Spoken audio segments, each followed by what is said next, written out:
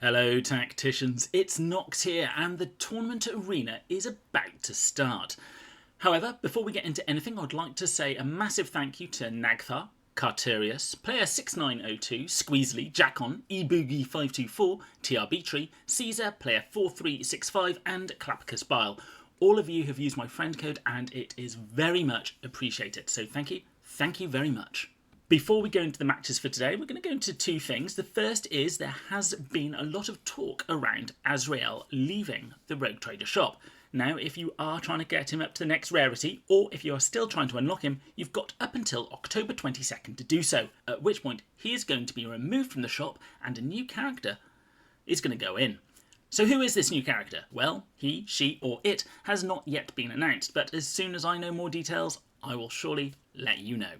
However, what I have done is put together a little bit of an infographic to show you how much Architect currency that you're going to need to unlock at each level and how many days it's going to take. Now, this is based off the current exchange rate where you have to spend 20 Architect to get 5 shards and there only being one entry on the shop every day for 5 shards. Obviously, if they add more spaces, the number of days is going to be reduced and obviously the amount of Blackstone needed is going to be reduced. So you can see this as a worst case scenario. So let's just say they put a common in. You could see that new character in as little as 4 days, as long as you're willing to spend the Blackstone to do so. However, if it's a legendary, you're going to be looking at 2,000 Architect and 100 days. And again, you could reduce that 100 days down to 50 if you're willing to spend 12,500 Blackstone. And I thought I'd do a very brief update to my PvP tier list, but this is with Conquest in mind. Certus has moved up slightly because of his active. His shot, which pushes an enemy back, can push them off a capture point, leaving it free for you to then capture. Shark jumps all the way to the top with his stealth and his grapple hook ability. You can yoink someone off the capture point and he will take their place. Now bear in mind, for Certus and Shark, they can't be a large target. So if Ray Vass is sitting on that capture point, they're not going anywhere. The other major change is Arjak. He gets shoved right to the top as well. The reason being his teleport ability allows him to take a point in the first turn. And he is a pain to get rid of unless you put a lot of firepower into him. And finally we've got the ones to watch. And they're there because, well, I'm still watching to see where they come up. But I am going to be using Ahriman in this Conquest event to see how well he does actually perform. So we're up against Eldos and I'm going first and he's got Celestine. Okay, well this is going to be an interesting game.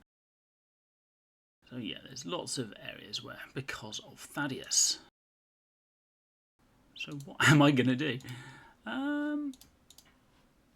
Right, Vindictor can go with the middle.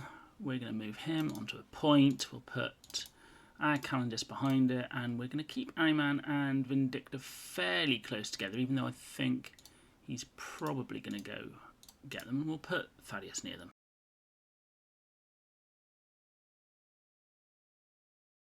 Now it's his first turn, he won't be able to go very far with... Okay, he went straight into the middle. Interesting.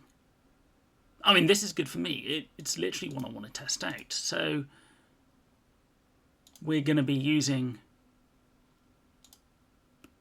Vindictor to put down a lot of damage on these two. But before we lay down the next one, we're going to want to take care of... Oh, it's so tempted to go for Thaddeus. Tell you what, we're going to take the hit with Arjak and then get rid of this one. And he is within 2. I am going to step on the fire because I want to use the special. How much damage does this do? Nearly kills them. I'll take that every day of the week.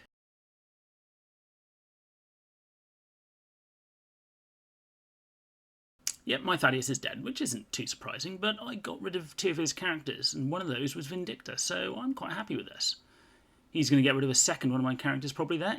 Not quite, and this is just a simple win.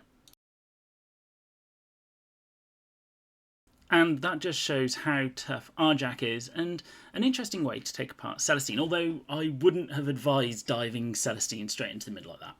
Okay, let's see how this does in ranked. I'm going first against Nene QQ. Or however he does want it to be pronounced. So we are going to do something similar. We're still going to send Arjak out to a point to collect it, and he's probably going to send down a few people to kill him. So Vindicta will happily go up into some woodland to keep her protected. Interesting, he's got Eldrin here.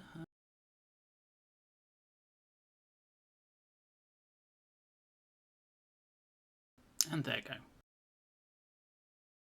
Now, I really want to make sure Thaddeus is alive, because Ravas will probably drop his drones if he goes into the middle. Always quite a secure place with Ravas in the middle because of his drones.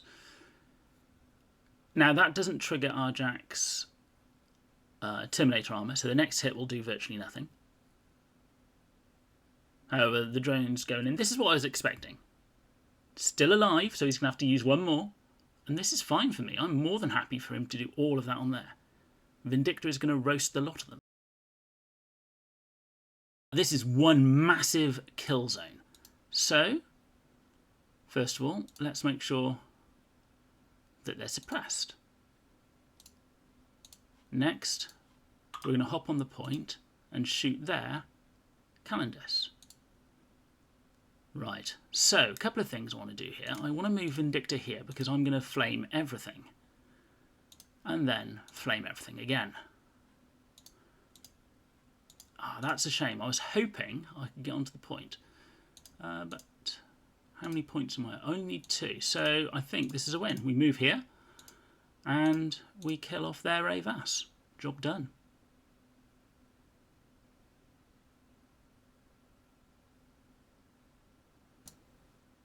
So here I am up against Squig Enthusiast.